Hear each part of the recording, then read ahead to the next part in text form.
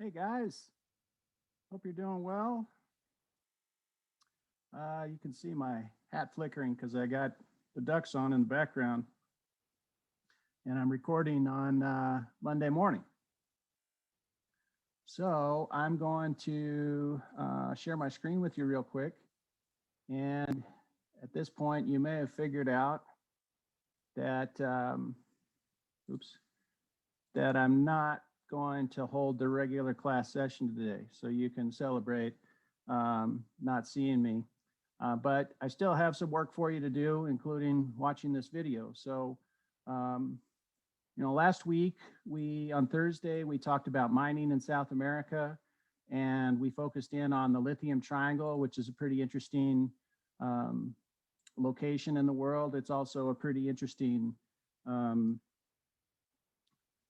economic topic because hold on, sorry. There. It's a pretty interesting economic topic because of the way that it brings together so many different things. There's this natural resource that's available in limited quantities in limited locations. Lithium happens to be in a spot where there's quite a bit of poverty. There's also indigenous populations, a fragile ecosystem. It's at an intersection where three different countries with different governing philosophies have access to the resource. And so there's a little bit of competition in that way. And so I think it really makes a fascinating case study. Anyway, I hope you enjoyed that. This COVID-19 is left over from when I gave this similar lecture last time. So I'm going to change that. And this should then, yeah, there we go. Okay, so I really love Ecuador. I spent some time there in, boy, it's been a while already, I think 2017. And it's really a great little country. I've written some blog posts about it, and you can, if you search here on my website, you'll find them, and I'll talk through some of them probably on Thursday. But what I want you to do today is watch this video, of course, and then I've got some reading for you, and I've got a couple of videos that I want you to watch. One of them is pretty long. One of them is this full-length movie, Crude, and so you might be sure to budget enough time to watch this. It's about an hour and 45 minutes long, and Crude is a movie about the lengthy saga and battle between the indigenous people in the Western Amazon in Ecuador, where Chevron, and before Chevron, Texaco, and Texaco became part of Chevron, where they had an oil operation, and it appears that they basically just dumped the oil in the water and in the ground. And so there's a lot of indigenous people with cancer there. There's a lot of other types of conditions. And there's been a huge and long, lengthy legal battle to try to get compensation and remediation for the people in that part of the Amazon in Ecuador. And it's a pretty interesting story, and I hope you'll like it. And in many ways, it tells a story that's not just about Ecuador, not just about the Amazon, but it's about huge corporations and the power that they have to to pull out resources and then sort of wipe their hands clean and move on without a whole lot of without the responsibility for cleaning up messes that they may have left behind.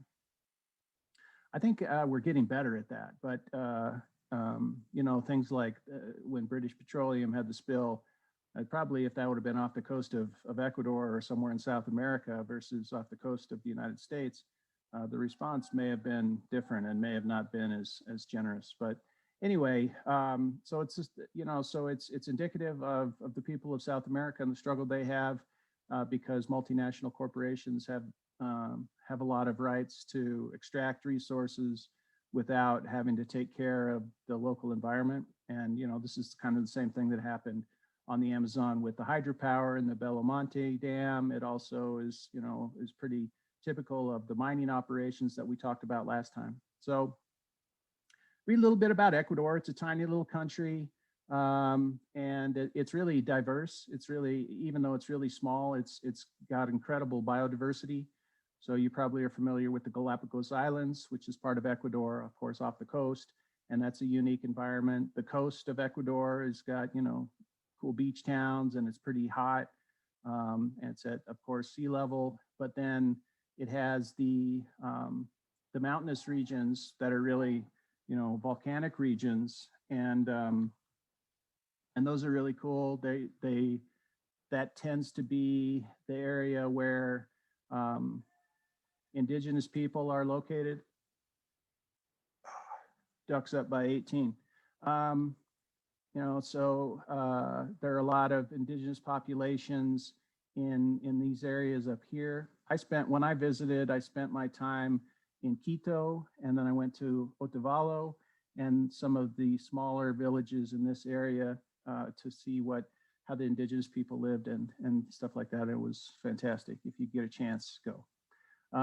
There's also what they call these cloud forest places, which I think are relatively high elevation, and they're apparently sort of paradise for bird watchers. And then this is the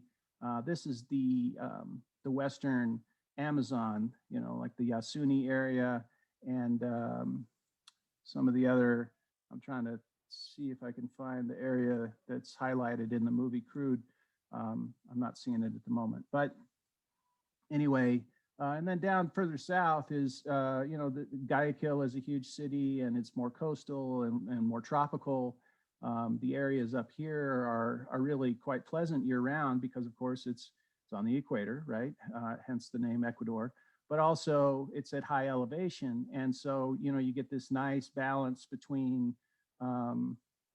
every day is warm and has equal amount of sunshine, but also you're at a high enough elevation that you avoid it. It's really a lush, the biota it's really just a lovely and lush ecosystem. Anyway, I'll show you more, I guess, about Ecuador next time. So, here's one of the articles that I want you to read. So this is about natural resources and, the problem that we've already discussed. Just using commodities to support an economy isn't really sufficient. But unfortunately, that's what a lot of South America has to deal with. I guess, let's see why this isn't loading. I'm not sure. I may have lost, maybe it's because I'm no longer a subscriber. You should be able to get access to this. If you can't, it's okay. Then obviously you don't have to read it, but maybe you'll be able to, get a free, you can register and read it. But I'll try to get a PDF posted of that. And then, so how do these countries solve this problem? How do countries who are lack a whole lot of economic vibrancy outside of their natural resource export businesses, what do? They're basically stuck with this proposition of destroying their environment to sustain their economy, and that's not really sustainable long term. And so here's one pretty creative idea. It didn't work, but at least it was some out of the box thinking. And so I want you to read about the Yasuni ITT initiative. It was proposed by this guy, Rafael Correa, who's kind of a controversial and interesting figure. He was the president of Ecuador for many years. He was the president of Ecuador when I was there visiting. And he's a self-proclaimed socialist. He calls himself a modern socialist. He's educated in the US. He got a PhD in economics at the University of Illinois. That may be part of the reason why I kind of like the guy, because I have a lot of family right near Champaign-Urbana, Illinois, where the University of Illinois is located. But I do like him. I think, you know, not because he's a socialist, not because he's not because he's anything. I just sort of find him somewhat charming, and I like his ideas in general. And I think he had a fairly successful run, but you know, he is not the kind of population that the elite like. I mean, sorry, he's not the kind of politician that the elites in a country like Ecuador like, because he implemented some controls over the market that were unpopular with people who control a lot of things. So, for example, in this Charlie Rose interview that I want you to watch, he talks about how he broke up companies that had, maybe they owned banking and media companies, and so he didn't. He changed the Constitution, I believe, in ways that wouldn't permit that type of multi-industry control, which is good, in my opinion, because it keeps organizations from becoming too overpowering. And so anyway, you can see what you like. You can see what you think about Rafael Correa. Maybe you won't like him, and that's fine. You don't have to like him. If I had a smile like his, I think I'd probably run for office. He's got this great, big, giant smile that kind of takes over his face and probably wins him lots of votes when he's up. But now he's like, after he left office, of course, they're going after him and trying, they convicted him of various charges. They sentenced him to prison time, I believe, and he's basically living in exile to avoid that. But anyway, he's a creative thinker, I think, in my opinion. He's got an interesting take on the role of government and the role of government as it relates to the economy and to the markets. And he talks also about U.S. foreign policy in Latin America. And this is, I believe, I think this is during the Obama administration, and I think he talks a little bit about that, and he talks maybe a little bit about the Bush administration. But anyway, I think it's, it gives you a sense as to where Ecuador is. If you read, let's see, is this a different article? Yeah, good. So this is an article about the Yasuni ITT initiative, and this one isn't. This one's freely available to you. So why don't you go ahead and start with that one, and you don't have to worry about this Economist article if I can't manage to get it for you without a paywall in front. And then watch this Charlie Rose interview. This is, I think it's a half hour. Yeah. From our student minutes.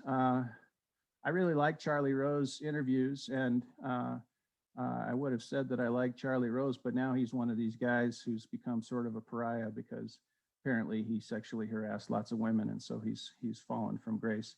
But the interview, I think, is still a good one. And Charlie Rose, I think, probably has an opinion that is shared by many of you, where he, well, in talking about the United States' role in Latin American foreign policy. So anyway, that's really good. And then this movie, as I mentioned, this movie Crude, it's an hour and 45 minutes. I think it's really great. So that's your assignment for this week. There won't be a traditional lecture, just this video. The Ducks are up 18 against Iowa, 84-66 with 6 minutes to go. I know that's super important to you. It's important to me. And as I mentioned in class last week, I'll be traveling this week. And so I'll still be available to answer questions via email and so forth. And on Thursday, I may do another one of these, or I may have a lecture. So you'll have to check click the link and find out. It'll be posted at 10:30 a.m. on this one tomorrow on Tuesday, and the other one on Thursday at the same time, 10:30 a.m. Check it out, and it'll either be a Zoom or it'll be a video like this. And so enjoy the lower level of commitment required this week. Enjoy learning about Ecuador, and I will see you again on Thursday. Okay, bye-bye.